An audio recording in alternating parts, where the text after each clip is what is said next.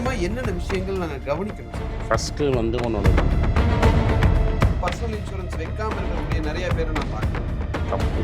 ஏன்னா ஆஃபீஸ் 55 வயசில் உனக்கு வேலை போயிடுச்சுன்னா நீ இன்சூரன்ஸ்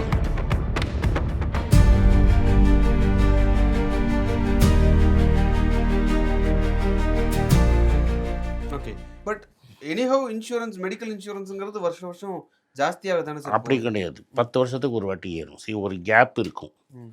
இந்த ஸ்லாப், அந்த ஸ்லாபில் ஏறினா எல்லாருக்குமே ஏறும். ம். Again it depends upon one ஸ்லாபில் எவ்வளோ பேர் கிளைம் பண்ணியிருக்கான், அவனுக்கு எவ்வளோ லாஸ் வருதுன்னு. ம்.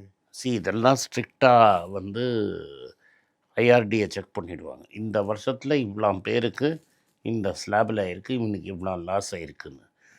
நீங்கள் வந்து இன்சூரன்ஸுங்கிறது இந்தியாவில் தான் சீப்பஸ்ட்டு. இந்தியாவோட சீப்பாக நீங்கள் லைஃப் இன்சூரன்ஸ், மெடிக்கல் இன்சூரன்ஸோ டேர்ம் இன்சூரன்ஸோ எந்த உலகத்துலேயும் வாங்க முடியாது. ஓ, ரியலி சார்? எங்கேயும் வாங்க முடியாது. ஓகே. நீங்கள் வந்து நீ யூரோப்பு, அமெரிக்காவுக்கு போனேன்னா நீ டாக்டரே பார்க்க முடியாது. நீங்கள் நினச்சா நீங்கள் இங்கே டாக்டரை பார்க்கணும். Correct sir. இப்போது ஒருத்தர் வந்து அப்போ எவ்வளவுக்கு இன்சூரன்ஸ் நான் வச்சுருக்கணும், அதுக்கு ஏதாவது கணக்கு இருக்கா? மெடிக்கல் இன்சூரன்ஸுங்கிறது நான் எவ்வளோ வச்சுருக்கணும்? இப்போ எல்லோரும் நான் சொல்கிறது மினிமம் 5 லட்ச ரூபாய்க்கு இருக்கணும். ம். அதுக்கப்புறம் டாப் அப் இன்சூரன்ஸ்னு ஒரு கான்செப்ட் இருக்குது. ம். அதாவது முதல்ல 5 லட்சத்துக்கு வந்து இன்சூரன்ஸ் கொடுக்க மாட்டான், அதுக்கு மேலே ஏதாவது வந்தால் டாப் அப் கொடுப்பான். ம். ஸோ டாப் அப்புங்கிறது 10 லட்ச ரூபாய்க்கு 2000 ரூபா 3000 ரூபா தான் ஆகும். இந்த 5 லட்ச ரூபாங்கிறது ரொம்ப கம்பல்சரி. ஆனால் 5 லட்ச ரூபா ரொம்ப கம்மி. என்ன கேட்டால் 10 லட்ச ரூபா இருக்கணும். ஓகே. இப்போ ஃபார் எக்ஸாம்பிள் நான் தனியாக இன்சூரன்ஸ் வச்சுருக்கேன் சார். என்னதை வந்து நான் 10 லட்ச ரூபாயை இன்க்ரீஸ் பண்ணுறேன் அப்படின்னு நான் கேட்கும்போது அவங்க அதுக்கான ஆப்ஷன் இல்லை அப்படின்னு சொல்கிறாங்க. அப்போ நீங்கள் இன்னொரு பாலிசி கம்பெனிகிட்ட போய் ஃப்ரெஷ் பாலிசியாக 10 லட்ச ரூபா எடுத்துரும். இதை அலைவாக வச்சுக்கோங்க. 3 வருஷத்துக்கு அதை வச்சுட்டு அப்புறம் இதை அங்கே மாற்றிடுங்க. அவ்வளோ. Okay sir. இப்போ இந்த ஐடியா கரெக்டாக இருக்குமா? இப்போது நான் என் ஒய்ஃப் 2 பசங்கன்றதுனால எனக்கும் பெரியவனுக்கும் ஒரு இன்சூரன்ஸ் பாலிசி, என் ஒய்ஃபுக்கும் சின்னவனுக்கும் ஒரு இன்சூரன்ஸ் பாலிசி தனித்தனியாக எடுத்துட்டா அது சரியாக இருக்குமா? என்ன கேட்டால் ஃப்ளோட்டராக எடுங்க.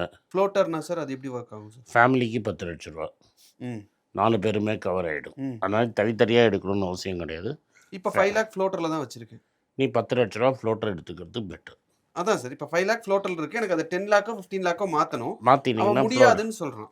எந்த கம்பெனி? HDFC Ergo. அவனை விட்டு இன்னொரு கம்பெனிக்கு போய்டு. ஆனால் இது நல்லா இருக்குது சார் சர்வீஸ். ப்ளஸ் எல்லா சர்வீஸும் ஒரே சர்வீஸ் தான். உன் புரோக்கர் எவ்வளோ ஸ்ட்ராங்காக இருக்கானோ அவ்வளோ நல்லாயிருக்கும் service. Okay okay sir, fine. Okay. ஏன்னா எனக்கு இந்த இதில் வந்து ஒரு 3-4 கிளைம் பண்ணியிருக்கேன், எனக்கு ப்ராப்ளமே வந்ததில்லை. இது கீ பிளே. அதனால தான் உனக்கு கொடுக்க மாட்டேங்கிறான். ₹1 நான் பே பண்ணதில்லை. அதனால தான் உனக்கு இதை கொடுக்க மாட்டேங்கிறான். அதனால் இதை அலைவாக வச்சுக்கிட்டு இன்னொரு 10 லட்ச ரூபாய்க்கு எடுத்துக்கு. சரியாக போச்சு. 15 லட்ச ரூபா எடுத்துகிட்டு போட்டோம். இருக்கட்டும், அது தப்பு இல்லை. ஆமாம், இது 5 இது 10. ஸோ 4 பேர்த்துக்குமே ஃபேமிலி ஃப்ளோட்டரில் 2 இன்சூரன்ஸ்க்காக இதாக வச்சுக்கிறது பெஸ்ட். இன்ஃபேக்ட் ஒரு 3 இருக்கும். கம்பெனிலேயும் ஒரு இன்சூரன்ஸ் இருக்கும். ஆமாம், கம்பெனிலேயும் ஒன்று இருக்கும், உங்கள் அம்மா அப்பாவுக்கு இருக்கும் கம்பெனி. அது தனியாக இருக்குது. இப்போ என் ஃபேமிலி எனக்கு தனியாக வச்சுருக்கேன் சார். எனக்கு என் ஃபேமிலிக்கு தனியாக வச்சுருக்கேன். அப்பா அம்மா தனியாக வச்சுருக்காங்க. கம்பெனியில் கொடுத்தது இருக்குது. அப்புறம் தம்பி வேறு கம்பெனி. ஆமாம், என் தம்பி போட்டது அது வந்து அவங்க இதுக்கு தனியாக வரும். இது மாதிரி எல்லாரும் இருக்கணுங்கிறது தான் என்னோட இன்ட்ரெஸ்ட். இது எதுக்கு நான் சொன்னேன்னா, நாட் டு எக்ஸ்போஸ் பண்ண. நீ என்ன புரியுது? ஏன்னா ஒரு மெடிக்கல் எமர்ஜென்சி வந்து ஒரு பணக்காரனை கூட ஏழையாக்கிடும். நான் இன்றைக்கி ஒரு 20-30,000 ரூபாய்க்கு கணக்கு பார்த்தேன் அப்படின்னா அது வந்து பெருசாக பதம் பார்த்து அது 5,000 ரூபா மாதம் டாக்டர் ஃபீஸ் கட்டணும்னு நினச்சிக்க. Okay sir, nice. அப்படின்னா வருஷத்துக்கு ஒரு 50,000 ரூபாய்க்கு நீங்கள் இன்சூரன்ஸ் பே பண்ணுறத ஒரு செலவாக பார்க்காதீங்க. ஆமாம். ஆனால் உண்மையிலே சொல்லணும் சார், நான் வந்து நீங்கள் சொன்னதுக்கப்புறம் நான் தனியாக இன்சூரன்ஸ் எடுத்தேன். எனக்கு வந்து 2014 தெரியும். நீங்கள் என்கிட்ட அப்போவே சொல்லியிருக்கீங்க. நான் 2017 தான் ஆக்சுவலாக எனக்கு எல்லா மீட்டிங்லேயும் நான் எவ்வளவோ பேசினதுனா விட்டுருவாங்க.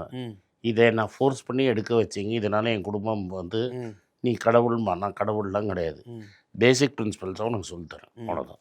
ஸோ எடுத்ததுக்கப்புறம் இன்றைக்கி வரைக்கும் ஒரு 3-4 லட்ச ரூபா நான் வந்து மெடிக்ளைம்லேயே கிளைம் பண்ணியிருக்கேன்.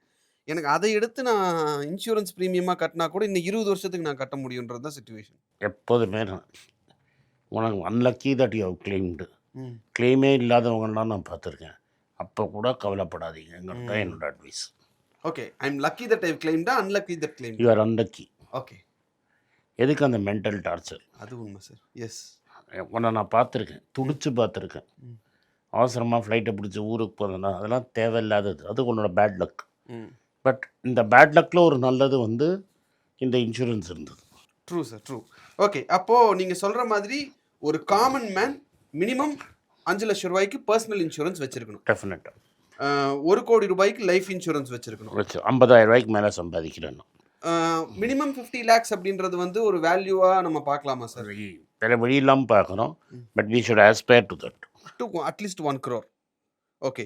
யாரெல்லாம் லைஃப் இன்சூரன்ஸ் வச்சிருக்கணும் அப்படின்னு சொன்னீங்க? மெடிக்கல் இன்சூரன்ஸ் வந்து ஒரு குறிப்பிட்ட ஏஜுக்கு மேலே எங்கள் அப்பா அம்மாவுக்கு நான் எடுக்கணும் அப்படின்னு நினைக்கிற போது சார், நீங்கள் தனியாக போனீங்கன்னா வழி இருக்கா சார்? The only way you can take group is through hospital company மண்டி. Oh fine. கம்பெனி நான் ஒர்க் பண்ணுற கம்பெனி எங்கள் அப்பா அம்மாவுக்கு கொடுக்குறாங்க அப்படின்னா மட்டும்தான் பண்ண முடியும். டேட்டா 70 வயசுக்கு மேலே ஆயிடுச்சுன்னா ஒன்றும் பண்ண முடியாது. Unless they have had cover all their life. அவங்க ஒரு 40 வயசுலேருந்து இன்சூரன்ஸ் வச்சுருந்தாங்கன்னா அதை கண்டினியூ பண்ணலாம். They cannot deny it. Okay. இப்போ வந்து இல்லை, இப்போ தான் எங்களுக்கு இன்சூரன்ஸ் பற்றின அப்போ 5 லட்ச ரூபாய்க்கு 3 லட்ச ரூபா ப்ரீமியமே வாங்கிடுவோம் சார். 5 லட்ச ரூபா கவரேஜுக்கு 3 லட்ச ரூபா ப்ரீமியம். 75 வயசுக்கு மேலே அப்படி வாங்கிடுவோம். Okay. Okay. But 5 sir, entry point is very important boss. Insurance 35லேருந்து 45 வயசுக்குள்ளே என்ட்ரி ஆகிடணும். 45 வயசுக்கு மேலே என்ட்ரினாலே கெடு தான். ஓகே.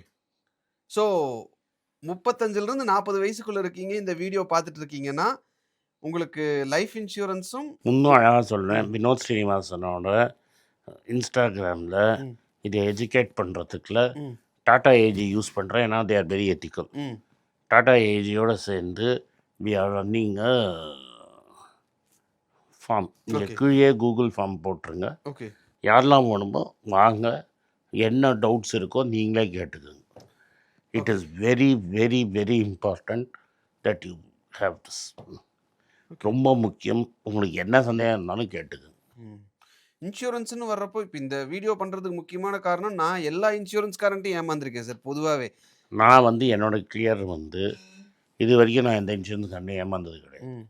ஏன்னா புரோக்கிங் வந்து எனக்கு ரொம்ப ஸ்ட்ராங். நான் என் புரோக்கரை உலுக்கினா என் புரோக்கர் அங்கேயே இருப்பான். நீங்கள் key element is from whom you are buying. Okay.